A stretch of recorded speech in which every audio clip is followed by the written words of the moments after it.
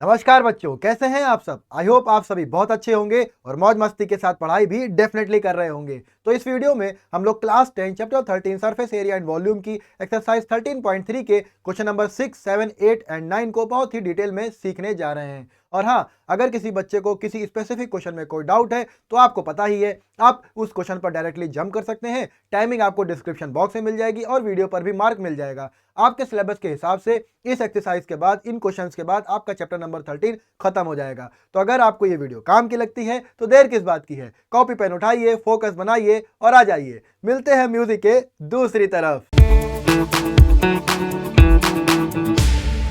हम लोग आ गए हैं इस वीडियो के पहले क्वेश्चन नंबर 6 पे। चलिए से अगर पढ़े हम तो हमें दिखेगा कि how many silver coins 1.75 centimetre in diameter and thickness 2 millimetre. देखिए 2 मिलीमीटर उसकी थिकनेस दी है, किसकी, सिक्के की। आगे लिखा है मस्ट बी मेल्टेड, मतलब कितने सिक्के मेल्ट करे जाएं टू फॉर्म, बनाने के लिए a cuboid of dimension 5.5 centimetre, 10 centimetre and 3.5 centimetre. ये तीन डायमेंशन क्यूबॉइड की दी हैं। तो बेटा देखो, सबसे पहले इस क्वेश्चन को पढ़ने पर आपके दिमाग में क्या आना चाहिए। आपको यह समझ में आया कि एक सिक्के हैं कुछ, उन सिक्कों को मेल्ट किया जा रहा है और क्यूबॉइड बनाया जा रहा है। दूसरी बात, सिक्के का शेप कैसा होगा। तो बेटा कैसा दिख रहा है, कैसा शेप है सिक्के का, बताइए। बहुत बढ़िया, सिलेंड्रिकल शेप है। ये कैसा शेप है, सिलेंड्रिकल शेप है। फिर एक और चीज दिख रही है कि यहां पर ये मिलीमीटर जो लिखा है ना, ये थोड़ा अटपटा सा है। क्यों? क्योंकि बाकी सारी डायमेंशन सेंटीमीटर में चल रही हैं। तो आपके दिमाग में तुरंत आना चाहिए कि अगर हमें कैलकुलेशन करनी है तो सबको सेम यूनिट बनाना होगा। दोबारा आपके दिमाग में यह बात आनी चाहिए कि 1 सेंटीमीटर में 10 मिलीमीटर होते हैं। अच्छी बात है। तो 1 मिलीमीटर में कितने सेंटीमीटर होंगे भैया, रेसिप्रोकल कर दो, 1/10 सेंटीमीटर होंगे।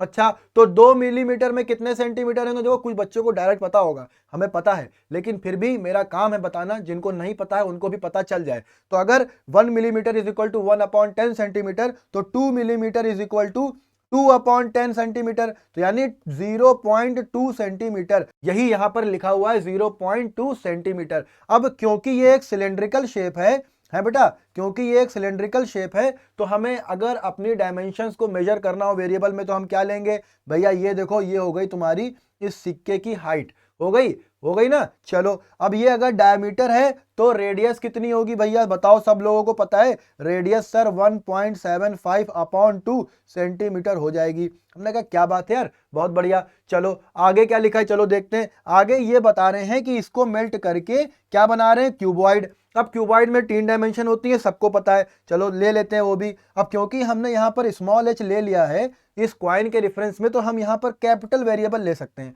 ले सकते हैं कि नहीं ले सकते हैं। चलो, ये अगर लेंथ हो गई इसकी, ये ब्रेथ हो गई इसकी, और ये इसकी हाइट हो गई, तो अपने मन से, क्योंकि इन्होंने स्पेसिफिक डायमेंशन दी नहीं है, हम अपने मन से मेजर कर ले या हम अपने मन से लेट कर ले। तो इसकी लेंथ हमने ले ली 10 सेंटीमीटर, ठीक है। ये इसकी लेंथ हो गई किसकी, क्यूबॉइड की। ब्रेथ कितनी हो जाएगी, हम अपने मन से लिए ले रहे हैं 5.5 सेंटीमीटर, अच्छी बात है। और हाइट जो बचा वो हाइट हो जाएगी 3.5 सेंटीमीटर हो जाएगी, ठीक। तो ये तीनों डायमेंशंस आ गई। अब इन्होंने क्या लिखा है, क्यों इन्होंने लिखा है how many silver coins are melted. देखो, जो चीज नहीं पता है उसमें हम क्या करते हैं, सब लोग बोलेंगे, एक साथ बोलेंगे सर, जब नहीं पता होती है कोई चीज तो हम उसको लेट कर लेते हैं। बहुत बढ़िया। तो हम क्या लेट कर ले, हाउ मेनी पूछा है, let n number of coins are melted, n number of coins are melted, ठीक है। इतनी बात समझ में आ गई। चलो, अब अभी तक जो हम लोग कॉन्सेप्ट समझ रहे थे उसी पर इस पे भी काम करना है। क्या कि भैया जितने कॉइंस है ना जिनको मेल्ट किया जा रहा है, उन सबका वॉल्यूम मिलाकर, समझना, उन सबका वॉल्यूम मिलाकर जो क्यूबॉइड बन रहा है उसका वॉल्यूम बराबर होगा। होगा कि नहीं होगा, बोलो। होगा, आवाज नहीं आ रही, होगा कि नहीं होगा। बहुत बढ़िया, जो बोला है उसी को लिखते हैं, क्वेश्चन को सॉल्व कर लेते हैं, ठीक है। चलो बहुत बढ़िया, देखो जो बोला है वही लिख दिया है, ठीक है। अभी देखो लिखा है वॉल्यूम ऑफ क्यूबॉइड। वॉल्यूम का, क्यूबॉइड का वॉल्यूम क्या होता है, एलबीएच होता है। क्योंकि वेरिएबल हमने कैपिटल में लिया है तो कैपिटल एलबीएच हो जाएगा, ठीक है। Volume of one coin, coin का शेप कैसा बात हुई है, सिलेंडर की। सिलेंडर का वॉल्यूम क्या होता है, बहुत बढ़िया, पाई आर स्क्वायर एच होता है। डायमेंशन हमने स्मॉल आर और स्मॉल एच लिया है।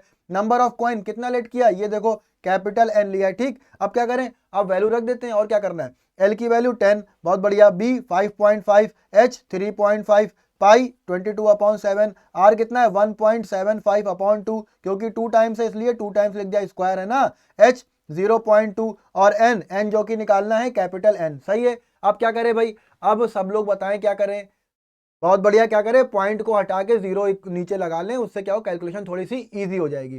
चलिए देखते हैं क्या मिलता है। चलिए पॉइंट हटाएं, अगर तो यहाँ से पॉइंट हटाएंगे तो एक जीरो यहाँ पर, यहाँ से भी एक जीरो आ जाएगा, यहाँ से हटाएंगे तो नीचे दो जीरो आएंगे, बहुत बढ़िया, यहाँ से भी हटाएंगे तो नीचे दो जीरो, और यहाँ से भी हटाएंगे तो नीचे एक जीरो। अब देखो कुछ कैंसिल आउट हो रहा है, हाँ भाई हो तो रहा है, एक 10 से ये एक 10 चला गया, बहुत बढ़िया, और कुछ और जाएगा, डिवाइड होगा, लेकिन नेक्स्ट स्टेप में करते हैं, ठीक है, इसको लिख लेते हैं। 55 into 35 upon 10 is equal to 22/7 into 175/2 into 100 into 175/2 into 100 into 2/10 into n, यही आ रहा है भाई। अब देखो क्या काटे हम, देखो 5 1 जा 5, 5 1 जा 5, 5 2 जा 10, सही है, अच्छी बात। आगे देखते हैं, 2 1 जा 2, 2 1 जा 2, 2 1 जा 2, ठीक है, 11 आ रहा है, दोनों साइड देखो 11 है, आप डायरेक्ट भी कैंसिल आउट कर सकते हैं, तो भाई कर देते हैं, ये 11 से ये 11 भी कैंसिल आउट हो गया, ठीक। अभी क्या बच रहा है, अभी देखो 2 5 जा 10 आ रहा है, सही है, बहुत बढ़िया। अभी थोड़ा सा हौच पौच हो जाएगा, ऐसा करते हैं नेक्स्ट स्टेप में सॉल्व करते हैं। यहाँ पे क्या आएगा, 35/2 is equal to 1/7 175/100 into 175/2 into 100 into 1/5 into n, यही आ रहा है भैया, हाँ यही आ रहा है। चलो देखो 175 25 से डिवाइड हो जाएगा, ठीक, कितने टाइम्स में जाएगा, 25 6 जा 150, 25 7 जा 175, 25 7 जा 175, 25 4 जा 100 होता है। सेम काम यहाँ पर भी कर दो, ठीक है, ये आ गया तुम्हारा, सिंप्लीफाई हो गया, 7/4 आ गया। अच्छा देखो ये 7 और 7 न्यूमरेटर और डिनोमिनेटर कैंसिल आउट हो गया, बहुत बढ़िया, कैंसिल आउट हो गया, दिखने लगा।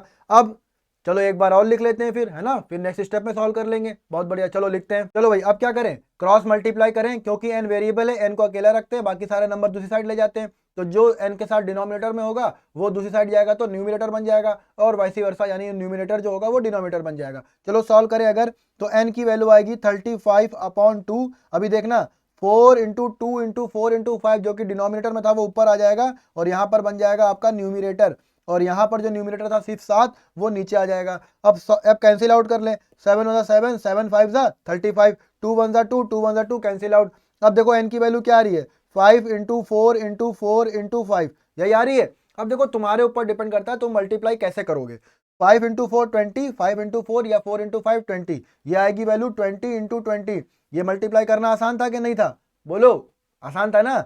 चलो n की वैल्यू 2 इंटू 2 4 और 2 0 क्या कर दो, चिपका दो, तो n की वैल्यू आ गई 400। अब ये n क्या था, नंबर ऑफ कॉइन्स जिनको मेल्ट किया जा रहा था, और क्या बन रहा था, बोलो, क्यूबॉइड बन रहा था, बहुत बढ़िया। तो यहां पर आपका क्वेश्चन नंबर 6 खत्म होता है। चलिए नेक्स्ट क्वेश्चन की तरफ हम लोग आगे बढ़ते हैं। चलो क्वेश्चन नंबर 7 को पढ़ा जाए। अब सिलेंड्रिकल बकेट है, उसका शेप कैसा है, सिलेंडर के शेप का है, बहुत बढ़िया। तो क्या करें, सबसे पहले उसको भैया बना ले, अच्छी बात है। डायमेंशंस क्या दिए, 32 सेंटीमीटर हाई, इसकी हाइट कितनी दी है, 32 सेंटीमीटर, यूनिट बहुत ध्यान रखनी है।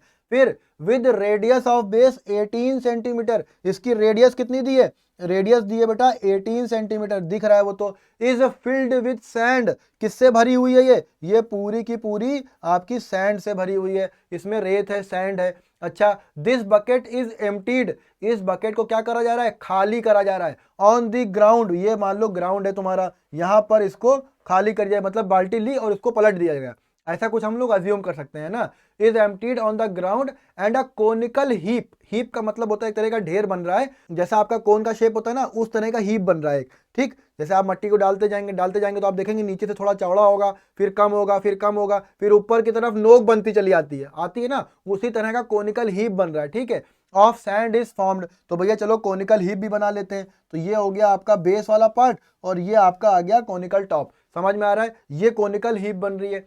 अच्छा, इसके बारे में क्या दिया है, if the height of the conical heap is 24 centimetre, इसकी हाइट कितनी दी है, यहां से लेके यहां तक की जो डिस्टेंस है कितनी है, 24 सेंटीमीटर है, 24 सेंटीमीटर है, बढ़िया भैया, अच्छी बात है। फाइंड द रेडियस, किसकी रेडियस, इस कोनिकल हीप की रेडियस निकालनी है, एंड द स्लैंट हाइट। अब देखो रेडियस और स्लैंट हाइट, रेडियस सिलेंडर में भी आती है, रेडियस कोन में भी आती है। अब यहाँ पर दोनों ही लोग मेरे साथ हैं, या तो तुम दोनों का वॉल्यूम अलग अलग निकालो, या एक ही साथ कैलकुलेट करना है तो तुम्हें वेरिएबल अलग अलग अज्यूम करना पड़ेगा, मेरी बात समझ रहे हो ना। तो अगर हम सिलेंडर की रेडियस को कैपिटल आर ले लें, ठीक है, और सिलेंडर की हाइट को कैपिटल H ले लें और कोन में हम स्मॉल ले लें, है ना, आसान है ना। कोन में हम रेडियस स्मॉल r ले लें और स्लैंट हाइट स्मॉल l ले लें और हाइट को स्मॉल h ले लें।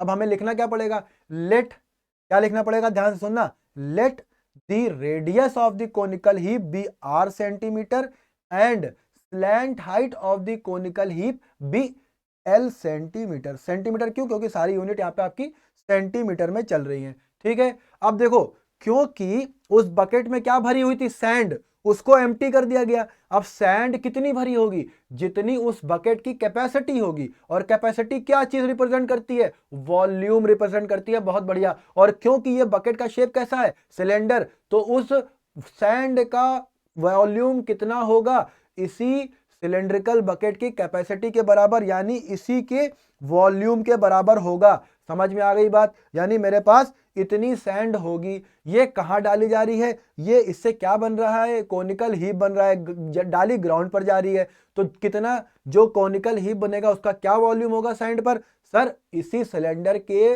वॉल्यूम के बराबर ही तो होगा। बहुत बढ़िया, क्वेश्चन पकड़ लिया तुमने, क्वेश्चन पकड़ लिया, चलो लिख भी लेते हैं। तो कोन का वॉल्यूम क्या होता है, 1/3 pi small r square h। Dimensions को बहुत ध्यान रखना है, मिक्स नहीं करना है, इसीलिए पहले बता दिया है। Capital R capital H cylinder के लिए है, small r small h small l कोन के लिए है। रिलेशन आ गई मेरे पास, क्या ये दोनों आपस में बराबर होंगे, ठीक है। चलो इनको रख देते हैं और जो चीजें निकल सकती हैं उनको निकाल लेते हैं, ठीक है। देखो जो अभी तक हमने डिस्कस किया वो हमने यहाँ पर लिख दिया। चलो इसको एक बार पढ़ लेते हैं और फिर हम क्वेश्चन को सॉल्व करते हैं, ठीक है।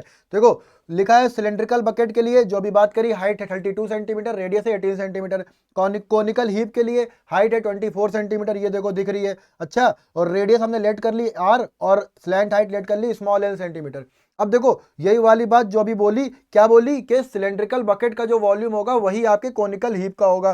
सिलेंडर है तो पाई r स्क्वायर h, यहाँ पर कैपिटल हमने लिया था, ये देखो कैपिटल H और कैपिटल R, और कोन के लिए स्मॉल r और स्मॉल h लिया है, वॉल्यूम का फॉर्मूला रख दिया। अब क्या करना है, अब कुछ नहीं करना है सर, बताओ, अब कुछ नहीं करना है, वैल्यू रखनी है और क्वेश्चन को सॉल्व कर लेना है, ठीक है। चलो वैल्यू रखते हैं। देखो जब हमने वैल्यू रखी तो हमें क्या मिला, r स्क्वायर की जगह 18, कैपिटल H 32, स्मॉल r हमें पता नहीं है इसलिए स्मॉल r ही लिखा है, और स्मॉल h की जगह पर 24। इसको सॉल्व करेंगे तो देखो पाई और पाई तो शहीद हो गए ऐसे ही, ठीक है। अभी देखो 18 into 18 into 32 is equal to 13 3 1 3 3, कितने टाइम्स में ले जाएं, 3 8 24, यानी यहाँ पर आ जाएगा 8 इंटू r स्क्वायर, सही है।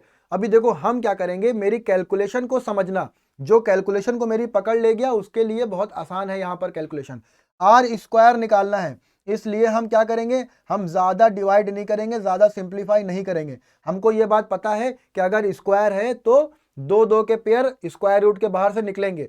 18 अपने आप हमें दिख रहा है पेयर में लिखा हुआ है, इसको तो छेड़ने की जरूरत ही नहीं है, ठीक है ना। 8 और 32 को थोड़ा सॉल्व कर लेते हैं।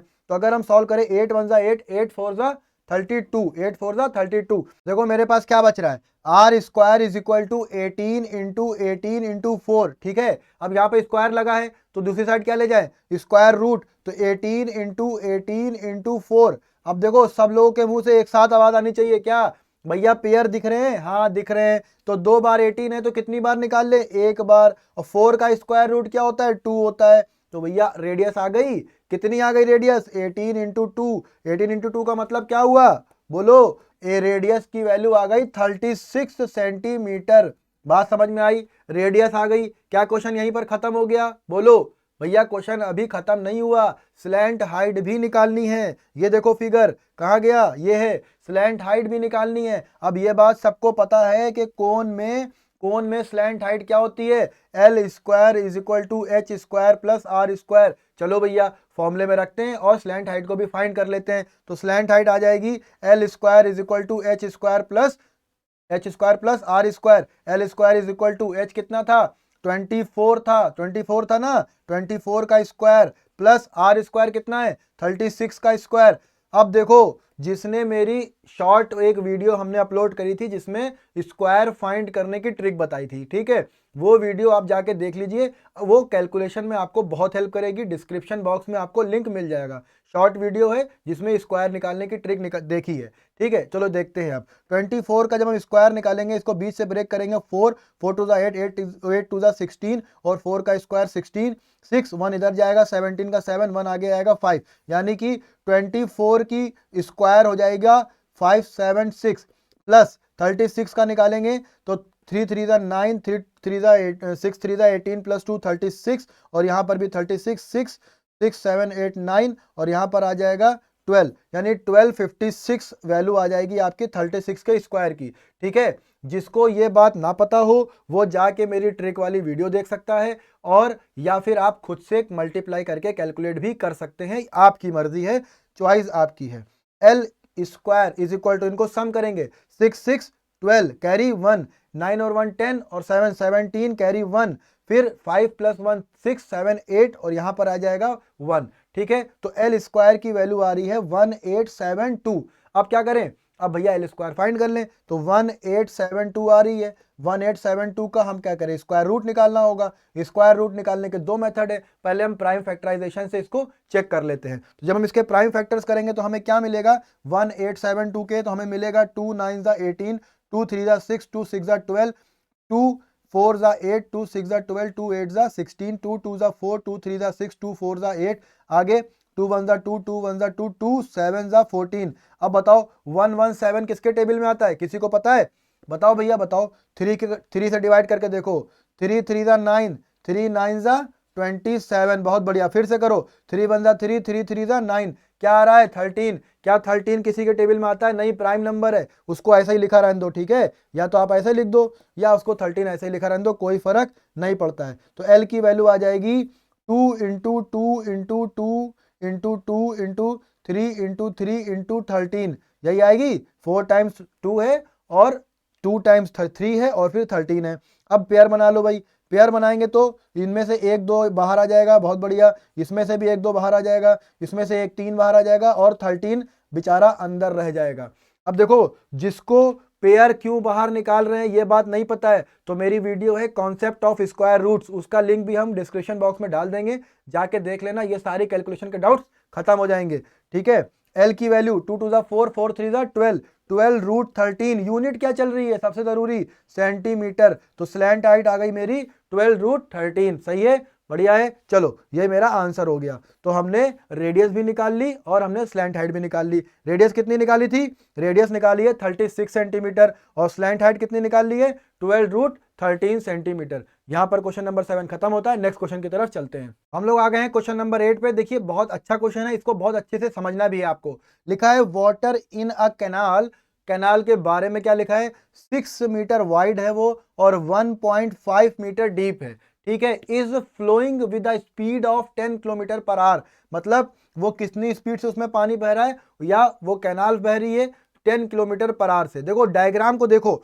ये आपके कैनाल का व्यू है और ये आपके कैनाल का टॉप व्यू है। मान लो कि अगर बेस अगर रेक्टेंगल है और उसके ऊपर से वाटर फ्लो हो रहा है, और वाटर फ्लो हो रहा है तो बेस रेक्टेंगल है, तो वो किस तरह का शेप बनेगा, वो एक क्यूबॉइड का शेप बनेगा। समझ में आ रहा है, वो एक क्यूबॉइड का शेप बनेगा। देखो ये दिख रहा है क्यूबॉइड का शेप, ये नीले रंग से वाटर बह रहा है, ठीक है ना, और उसकी वॉल लाइट ब्लू है, तो ये किस तरह का शेप बन रहा है, ये क्यूबॉइडिकल शेप बन रहा है, ये भी एक क्यूबॉइडल शेप बन रहा है, दिख रहा है। अब क्योंकि हमें ये मालूम पड़ गया कि अगर कैनाल फ्लो हो रही है, उसकी विड्थ दी है और डीपनेस दी है, और वो जो वाटर फ्लो हो रहा है वो वाटर ही उसकी हमें लेंथ प्रोवाइड करेगा। क्यों, क्योंकि क्यूबॉइड में 3 डायमेंशन होती हैं, है ना, क्योंकि क्यूबॉइड में 3 डायमेंशन होती हैं, लेंथ, ब्रेथ और हाइट। इन्होंने ब्रेथ दे दी, ठीक है, दिख रहा है भाई, ब्रेथ दे दी है, 6 मीटर दी है, यहां पर लिखा भी है वाइड है।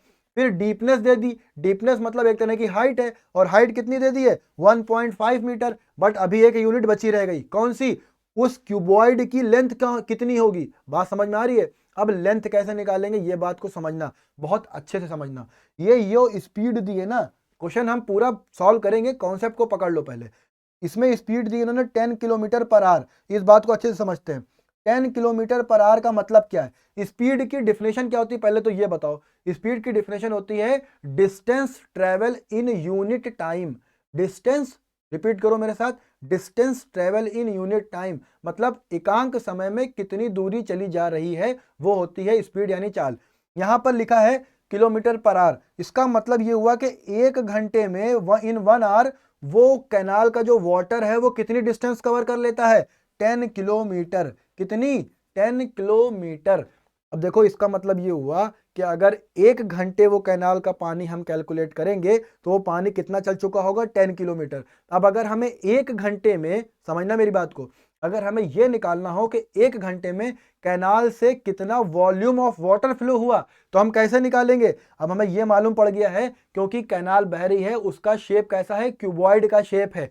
1 घंटे की अगर बात करेंगे तो वहां से हमको लेंथ मिल जाएगी, ये वाली यूनिट मिल जाएगी, और ब्रेथ यानी वाइड कितनी है और डीप कितनी है तो पहले से दिया ही हुआ है, तो LBH तीनों चीजें मिल गई। लेकिन यहाँ पर एक टाइम का वाला कंसर्न जुड़ा रहेगा कि हमें यह मालूम पड़ जाएगा कि 1 घंटे में यहाँ पर आपका जो वाटर फ्लो होगा उसके लिए हम लेंथ कितनी लेंगे? 10 किलोमीटर लेंगे। और B और H तो पता है, तो यहां से हमें वॉल्यूम मिलेगा 1 घंटे में उस कैनाल से कितना वाटर फ्लो हो रहा है। बात समझ में आई? वॉल्यूम कैसे निकालना है क्योंकि इसमें लेंथ नहीं दी है, लेंथ को स्पीड से पकड़ना है। ठीक है, अब आगे पढ़ते हैं, सवाल समझ में आ रहा होगा, अब आगे पढ़ते हैं। How much area will it irrigate? Will it irrigate का मतलब कौन है? वो कैनाल की बात हो रही है। इट किसके लिए लगा है? इट लगा है कैनाल के लिए। How much area will it irrigate मतलब कितना एरिया ये इरीगेट कर देगी, कौन? कैनाल। कितने टाइम में? 30 मिनट्स में। समझ में आई? समझ में आई बात? अब देखो, क्योंकि ये एक एरिया को क्या करेगी? इरीगेट करेगी। एरिया और वॉल्यूम का कॉन्सेप्ट अगर किसी बच्चे को याद होगा तो हमने बताया था कि वॉल्यूम को हम ऐसे समझ सकते हैं, area of base into height.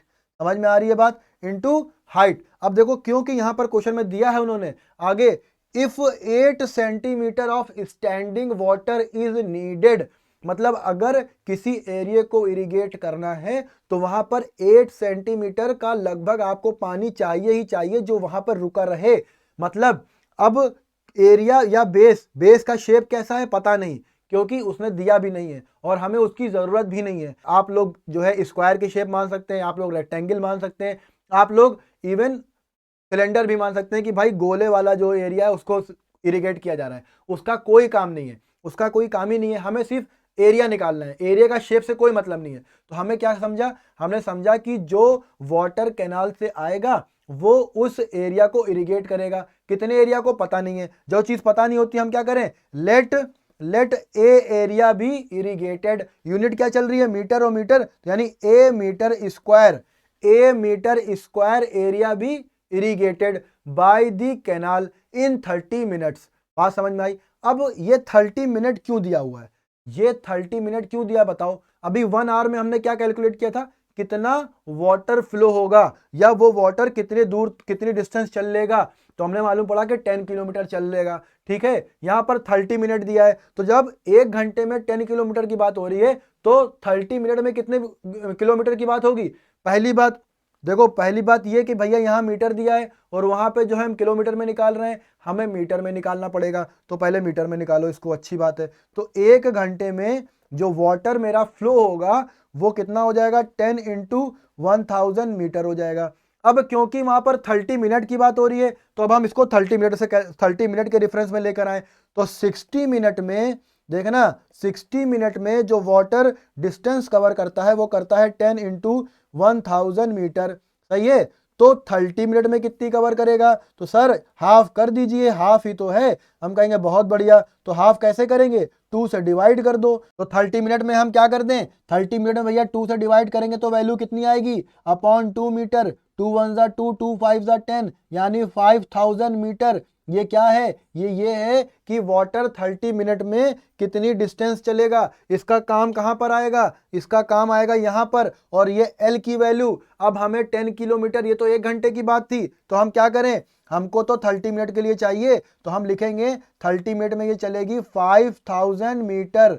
ठीक है ना? एल की वैल्यू आ गई, एल की वैल्यू आ गई, कहां से आई? स्पीड से आई। 1 घंटे में 10 किलोमीटर, तो 1 घंटे में 10 इंटू 1000 मीटर, फिर 30 मिनट में कितना उसका हाफ हो जाएगा, तो 5000 मीटर आ गया। ब्रेथ दी हुई है, हाइट दी हुई है, यहाँ से क्या आएगा, वॉल्यूम ऑफ वाटर आएगा जो उस कैनाल से फ्लो होगा कितनी देर में, 30 मिनट में। वही वॉल्यूम ऑफ वाटर यूज होगा, कहाँ यूज होगा, उस, कहाँ बोलो, उस फील्ड, जो भी चीज इरिगेट करनी है, जो भी फील्ड इरिगेट करनी है, उस फील्ड को इरिगेट करने में। और वो फील्ड कैसे इरिगेट होगी, सपोज करो कोई फील्ड है जिसका एरिया हमने क्या लेट किया है, ए, और कितना स्टैंडिंग वाटर चाहिए उस पे स्टैंडिंग वाटर चाहिए है 8 सेंटीमीटर, क्योंकि यूनिट सारी मीटर में है तो इसको भी मीटर में ले लें। तो यहाँ पर उसकी जो हाइट, रिक्वायर्ड हाइट है, वो रिक्वायर्ड हाइट क्या है, अगर हम उसको कैपिटल एच में ले लें तो 8 सेंटीमीटर को हम जब मीटर में चेंज करेंगे तो आएगा क्या, 0.08 आएगा, या तुम ऐसा ही लिखा रहने दो, ठीक है, कैलकुलेशन में आसानी रहेगी।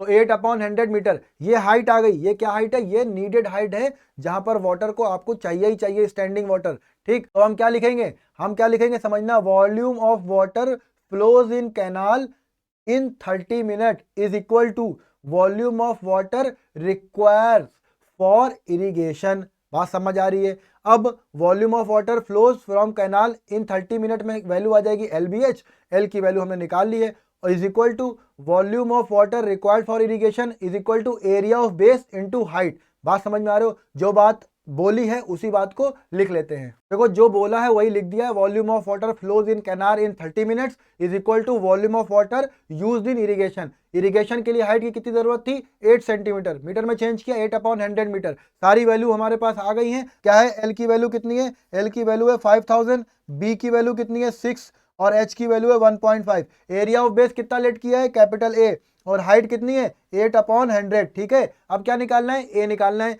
ए को अलग रख दो, बाकी सब क्रॉस मल्टीप्लाई कर दो। 5000 इंटू 6 इंटू 1.5 इंटू 100/8। इतनी बात समझ आ रही है भैया, कोई डाउट तो नहीं है किसी को। चलो अब इसको सिंप्लीफाई करेंगे तो आ जाएगा 2 3 ज़ा 6, 2 4 ज़ा 8। ठीक है, अभी हम 4 से डिवाइड करें तो हमें क्या मिलेगा, देखना, 4 1 ज़ा 4, ठीक है, 1 बचेगा, वो 0 हो जाएगा, 4 2 ज़ा 8, 4 5 ज़ा 20, और ये 0 हमारे पास आ गया। a is equal to 1250 into 3 into 1.5 into 100। अब इसको सिंप्लीफाई करें अगर, तो देखो हम छोटे छोटे नंबर से मल्टीप्लाई करते हुए चलेंगे। इसको 3 से मल्टीप्लाई करेंगे, 0 5 3 ज़ा 15, कैरी 1 3 0 2 ज़ा 6 प्लस 1 7 3 1 ज़ा 3 इंटू 150। ये बात समझ आ रही है। चलो 2 0 चिपका देते हैं ऐसे ही लास्ट में, और 15 से मल्टीप्लाई कर लेते हैं। 15 5 ज़ा 75, कैरी 7, 15 7 ज़ा बोलो, 15 7 ज़ा 105 प्लस 7 करेंगे 112 आएगा, 2 कैरी 11, 15 3 ज़ा 45 प्लस 11 46 प्लस 10 यानी 56। तो मेरे पास एरिया आ गया, एरिया कितना आ गया बोलो भैया, एरिया आ गया 562500। यूनिट क्या चल रही है, मीटर स्क्वायर, यूनिट क्या चल रही है, मीटर स्क्वायर। इतनी बात समझ में आई, कोई डाउट तो नहीं है भैया किसी को भी। अच्छा देखो कुछ बच्चे क्या कहेंगे कि सर एरिया है, या कुछ बुक्स में या कुछ वेबसाइट्स में आपको ये मिलेगा कि एरिया है तो हेक्टेयर में निकालो। देखो क्वेश्चन में तो ऐसा बोला नहीं गया है फिलहाल। मान लो कि तुम्हारे पास ऑप्शन में क्वेश्चन आता है कि हेक्टेयर में फाइंड करो, या तुम्हारी बहुत अंदर से मर्जी है कि तुम हेक्टेयर में आंसर निकालो, तो कोई प्रॉब्लम नहीं है। तुम हेक्टेयर का रिलेशन देखो क्या होता है। हेक्टेयर में होता है आपके, 1 हेक्टेयर किसके बराबर होता है, देखना, 1 हेक्टेयर इक्वल टू होता है 10,000 मीटर स्क्वायर। कितना, 10,000 मीटर स्क्वायर। देखो क्योंकि मेरे पास यूनिट, जो मेरे पास रिलेशन है वो मीटर स्क्वायर में है, इसलिए हम इसको ऐसे लिखे, 10,000 मीटर स्क्वायर में होते हैं 1 हेक्टेयर, है ना, 1 हेक्टेयर होता है। अच्छी बात है भाई। तो 1 मीटर स्क्वायर में कितने हेक्टेयर होंगे, तो भैया ये 10,000 रेसिप्रोकल हो जाएगा, नीचे आ जाएगा डिवाइड में, कितने हेक्टेयर होंगे। ठीक है, अब जब इतने हेक्टेयर होंगे तो यहाँ पर मीटर को चेंज कर दो, तो ए की वैल्यू आ जाएगी 562,500 इंटू 1 मीटर स्क्वायर की जगह पे क्या रख दें, 1/1 2 3 4 0, और यहाँ पर ये आ जाएगा हेक्टेयर। बात समझे, इतनी बात में कोई डाउट नहीं है भाई। 4 बार 0 है तो 4 बार लेफ्ट में 0 मूव कर दो, तो यहाँ पर आ जाएगा 0। दिख रहा है 5 6 और 2 के बीच में। तो वैल्यू क्या आएगी भैया, देखो तो वैल्यू आएगी मेरे पास a is equal to 5 6 point क्या बच रहा है 25 ही तो बचेगा, और यूनिट आ जाएगी हेक्टेयर। बात समझ में आ गई, या आंसर समझ में आ गया भैया, किसी को कोई डाउट तो नहीं है अभी तक, सब कुछ समझ में आ रहा है। अगर अभी भी कोई डाउट हो तो प्लीज कमेंट बॉक्स में कमेंट करके बताइएगा। चलिए नेक्स्ट क्वेश्चन की तरफ चलते हैं। ये हो गया आपका आंसर। हम लोग आ गए क्वेश्चन नंबर 9, जो कि इस वीडियो का और इस चैप्टर का आपके सिलेबस के हिसाब से लास्ट क्वेश्चन है। चलिए इसे पढ़ते हैं। A farmer connects a pipe. एक फार्मर है जो एक पाइप को कनेक्ट करता है। कैसा पाइप है वो? इंटरनल डायमीटर 20 सेंटीमीटर दिया है। ये देखो, ये अगर पाइप है तो इसका इंटरनल डायमीटर 20 सेंटीमीटर है, तो रेडियस कितनी होगी? रेडियस होगी 10 सेंटीमीटर। इसमें तो कोई डाउट बिल्कुल नहीं होगा। चलो आगे। फ्रॉम अ कैनाल, किससे कनेक्ट कर रहा है? कैनाल से कनेक्ट कर रहा है, मतलब कैनाल से वो पाइप को कनेक्ट करता होगा और पानी वहां से खींच लेता होगा। आगे क्या लिखा है? Into a cylindrical tank. पानी को उसमें किसमें भर रहा है वो? सिलेंड्रिकल टैंक में। तो भैया देखो, टैंक दिख रहा है, शेप भी बोल दिया सिलेंड्रिकल है। अच्छा, which is 10 metre in diameter. देखो, अगर इसके लिए हम सिलेंडर के लिए, यानी जो सिलेंड्रिकल टैंक है, इसके लिए रेडियस को कैपिटल आर लेंगे तो डायमीटर 10 मीटर है, तो रेडियस कितनी हो जाएगी? 5 मीटर हो जाएगी। इसमें तो कोई प्रॉब्लम नहीं है। अच्छा देखो, एक और बात, यहाँ पर एक कंट्राडिक्शन दिख रहा है। यहाँ पर यूनिट सेंटीमीटर है पाइप के लिए और सिलेंड्रिकल टैंक के लिए मीटर में है। तो भैया इसको भी आप क्या कर लो, इसको भी आप मीटर में चेंज कर लो। तो आर की वैल्यू जाएगी 10/100 मीटर। इतनी बात समझ में आ गई? 0 से 0 कट कर दें, या हम सिंपली लिख दें R is equal to 0.1 metre. इसमें तो भैया किसी को कोई भी परेशानी नहीं होनी चाहिए। आगे बढ़ते हैं। क्या लिखा है? And 2 metre deep. कौन? Cylindrical tank. ये देखो डीपनेस दिख रही है, इसको हम कैपिटल H ले लेते हैं, ठीक है। सिलेंड्रिकल टैंक के लिए हम लोग कैपिटल H और कैपिटल R ले रहे हैं, और पाइप के लिए हमने स्मॉल में लिया है। If water flows through the pipe, यहां से जो पानी बह रहा है वो किस रेट से बह रहा है? 3 किलोमीटर पर आवर। देखो, अभी अभी एक बात करी थी कि 3 किलोमीटर पर आवर क्या बता रहा है? ये बता रहा है 1 घंटे में जो वाटर है ना, वो 3 किलोमीटर डिस्टेंस चल लेगा पाइप से। समझ में आ रहा है? इस पाइप से जो वाटर निकल रहा है वो किस शेप में निकल रहा है? तो वो निकल रहा है सिलेंड्रिकल शेप में। बात समझ में आ रही है? क्योंकि डायमीटर दिया है और लेंथ तो उसकी होगी ही होगी। डायमीटर और लेंथ है तो वो सिलेंड्रिकल शेप में पानी निकल रहा है। अब सिलेंड्रिकल शेप में पानी निकल रहा है तो उसका वॉल्यूम कैसे फाइंड करेंगे? देखो, पाइप का रेडियस पता है हमें, हाइट नहीं पता है। वॉल्यूम क्या होता है? पाई आर स्क्वायर एच। आर दिया हुआ है, एच नहीं पता है। एच निकाल पाए आप लोग, इसीलिए ये स्पीड दी है 3 किलोमीटर पर आवर। समझ में आ रहा है? आपको उस पर्टिकुलर हाइट निकाल पाए, कितना डिस्टेंस वाटर चल रहा है, ट्रेवल कर रहा है, वही निकालने के लिए आपको ये स्पीड दी गई है। अब ये बातें भैया कैसे निकालेंगे? तो आगे क्या लिखा है? In how much time will the tank be filled. अब ये जो टैंक है ये कितने घंटे में पूरा भर जाएगा या कितने मिनट में? ये यूनिट नहीं बोली है, ये पूछा है कि कितने टाइम में ये पूरा भर जाएगा। अब बात को समझना, अगर हम ये लेट कर लें कि जो सिलेंड्रिकल टैंक है ये टी टाइम में पूरा भर जाएगा, ठीक। हम अभी आर और मिनट पे बात नहीं कर रहे हैं, हम सिर्फ टी टाइम बोल रहे हैं कि भाई ये टी टाइम में पूरा भर जाएगा। बात को समझ रहे हो? टी टाइम में पूरा भर जाएगा। पिछले वाले क्वेश्चन में याद था, अभी क्या था उसमें? क्या था? कैनाल से पानी निकल रहा था लेकिन टाइम दिया था 30 मिनट, तो वहां से हमने लेंथ निकाल दी थी।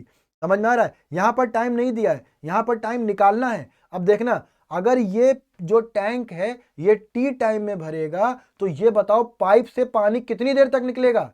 जाहिर सी बात है भैया, अगर टैंक टी टाइम में भरेगा तो पाइप से पानी भी टी टाइम तक निकलता रहेगा। अभी देखो, क्वेश्चन को सॉल्व करने से पहले जरा हम इसकी यूनिट्स को मिला लें, है ना। एक बार यूनिट्स मिलाना भी बहुत जरूरी है। अगर उसकी स्पीड दी है इन्होंने, अब बात को समझना, अगर इन्होंने स्पीड दी है आपकी 3 किलोमीटर पर आवर, ठीक, इसको हम अगर मीटर में चेंज करेंगे तो हमें क्या मिलेगा? 3000 मीटर पर आवर, है ना। आर को नहीं बदला अभी हमने। अब देखो, क्योंकि ये टी टाइम है, चलो अगर हम टी टाइम को हम टी आर ले लें, ठीक है ना, टी आर हमने ले लिया तो आर और आर मिल जाएगा। तो यहाँ पर स्पीड का फॉर्मूला क्या होता है? स्पीड का फॉर्मूला लगाया डिस्टेंस अपॉन टाइम, और स्पीड की वैल्यू रखी 3000 metre per hour is equal to distance पता नहीं है, डिस्टेंस को ऐसे ही लिखा रहने दो, अपॉन टाइम टी आर लिया है। बात को समझना, अब distance is equal to 3000 metre upon R is into T R. अब देखो, ये आर और आर तो कैंसिल आउट हो जाएगा, तो डिस्टेंस कितनी चल रहा है ये बताओ? डिस्टेंस चलेगा वाटर 3000 टी मीटर। बात समझ आई बेटा? बात समझ आई इतनी कि नहीं आई? डिस्टेंस यहां से निकल आई, डिस्टेंस कितनी आ गई? 3000 टी मीटर। टी किस में लिया है? आर में लिया है। ये बात बिल्कुल कंफ्यूजन नहीं आनी चाहिए। अब देखो, इतनी डिस्टेंस चलेगा कहां से? वाटर पाइप से। अब इतनी डिस्टेंस अगर पाइप से चलेगा तो इसका वॉल्यूम आएगा, और वही वॉल्यूम यूज होगा इस सिलेंड्रिकल टैंक को भरने के लिए, और टाइम टी हमने जो लिया है वो इस टैंक के भरने का ही टाइम है। बात समझ में आ रही है? अब देखना जो हम बोल रहे हैं उसको हम कैसे लिखेंगे और फिर कैसे कैलकुलेट करेंगे। देखो जो बातें अभी तक डिस्कस करी वो सारी बातें हमने यहाँ पर लिख दी हैं। चलिए एक बार इसको देखते हैं और क्वेश्चन को खत्म कर देते हैं। यहाँ पर क्या लिखा है, रेडियस ऑफ पाइप कितनी है 0.1 मीटर, टी टाइम में टी आर में जो पाइप से पानी फ्लो हो रहा है वो कितनी डिस्टेंस चल रहा है उसको हमने एच से रिप्रेजेंट किया है 3000 टी मीटर। ठीक है, और सिलेंडर के लिए दोनों डायमेंशंस दी हुई थी। यहाँ पर कॉन्सेप्ट क्या लग रहा है, कॉन्सेप्ट ये लग रहा है volume of water flows from pipe, pipe से कितना पानी फ्लो हो रहा है टी आर में। ठीक है ना, और आर क्यों रेफरेंस क्यों लिया है, क्योंकि आर से ही ये डिस्टेंस आई है और ये जो पानी पाइप से निकलेगा ये कहाँ यूज हो रहा है, उस सिलेंड्रिकल टैंक को भरने में। इसका मतलब सिलेंड्रिकल टैंक का वॉल्यूम भी आपस में बराबर होगा। अब मेरे पास एक रिलेशन आ गया, pi small R square H यानी small H is equal to pi capital R square into H. यहां तक किसी को कोई डाउट नहीं होना चाहिए मेरे हिसाब से। किसी को है क्या? अरे बोलो, है?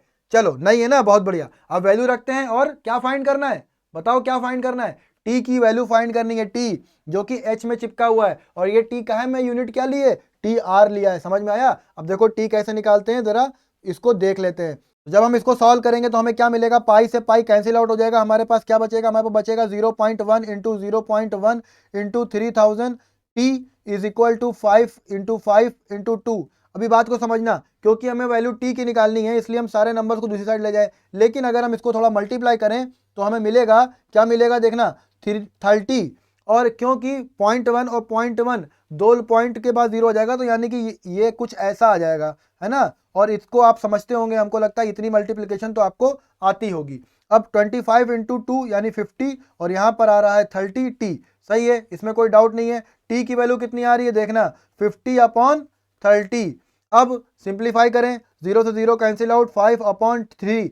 यूनिट क्या चल रही थी बोलो, यूनिट ली थी आर। अभी अगर बच्चे कुछ ये सोचे कि सर हमें आर में आंसर नहीं निकालना है तो भैया काहे में निकालना है, काहे में निकालना है, फ्रैक्शन में आंसर पसंद नहीं है, कोई बात नहीं। आर को मिनट में कैसे चेंज करेंगे, आर को मिनट में चेंज करेंगे 60 से मल्टीप्लाई करके। तो भैया कर दो, ठीक है। तो t is equal to 3 3 two 6 0 आ जाएगा। तो यहाँ पे 5 को 20 से मल्टीप्लाई करेंगे तो क्या मिलेगा बताओ, 5 2 10 यानी 100 मिनट्स आ जाएगी वैल्यू आपकी। ये 100 मिनट्स क्या है, जरा एक बार क्वेश्चन से रिलेट करके समझेंगे और फिर यहाँ पर आपका ये चैप्टर भी खत्म हो जाएगा।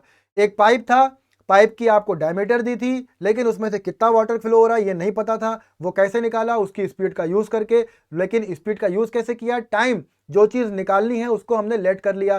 ठीक, स्पीड इसको डिस्टेंस अपॉन टाइम में टाइम की वैल्यू टी रखी, वहां से हमें डिस्टेंस मिली जो हमने यहाँ पर एच के रूप में यूज करी। उसके बाद वही वाटर जो पाइप से फ्लो हो रहा था वो काम क्या कर रहा था, वो सिलेंड्रिकल टैंक को भरने का काम कर रहा था। इसका मतलब ये हुआ कि टी टाइम में टी आर में उस पाइप से जितना वाटर फ्लो होगा वो वाटर उस सिलेंड्रिकल टैंक को भर देगा। तो दोनों का वॉल्यूम बराबर होना चाहिए, किसका, टी टाइम में पाइप से बहने वाले पानी का और टी ही टाइम में उस सिलेंड्रिकल टैंक को भरने वाले वाटर का। यहां से हमारे पास टी की वैल्यू आ गई। क्यों, क्योंकि डिस्टेंस में टी आया। बात को समझना, एच वाली जो वैल्यू थी ना 3000 टी, वहां पर टी आया और यहां पर हमने टी कैलकुलेट करा। हमारे पास जो आंसर था वो पहले आर में था लेकिन फ्रैक्शन में था। तो अगर आपको मिनट में चाहिए तो आप 60 से मल्टीप्लाई कर दो, मिनट में आ जाएगा। इस तरह से 100 मिनट आपका आंसर आ जाएगा। इस तरह से मेरे हिसाब से आपके सरफेस एरिया एंड वॉल्यूम के सारे एक्सरसाइजेस, एक्सरसाइज 13.1, 13.2, 13.3 हमने बहुत ही डिटेल में एक एक क्वेश्चन को सॉल्व किया और आपको समझ में भी आया होगा। तो अगर आपको इस वीडियो से कुछ फायदा हो रहा है तो इस चैनल को सपोर्ट कीजिए। और चैनल को सपोर्ट करने के लिए आपको वीडियो को लाइक करना पड़ेगा, अपने दोस्तों में इस चैनल को शेयर करना पड़ेगा, वीडियोस को शेयर करना पड़ेगा और बेल आइकन का बटन तो दबाना ही है, जिससे आगे आने वाली वीडियोस की नोटिफिकेशन भी आपको मिले और इसी तरह से आपका भी फायदा होता रहे। Thank you.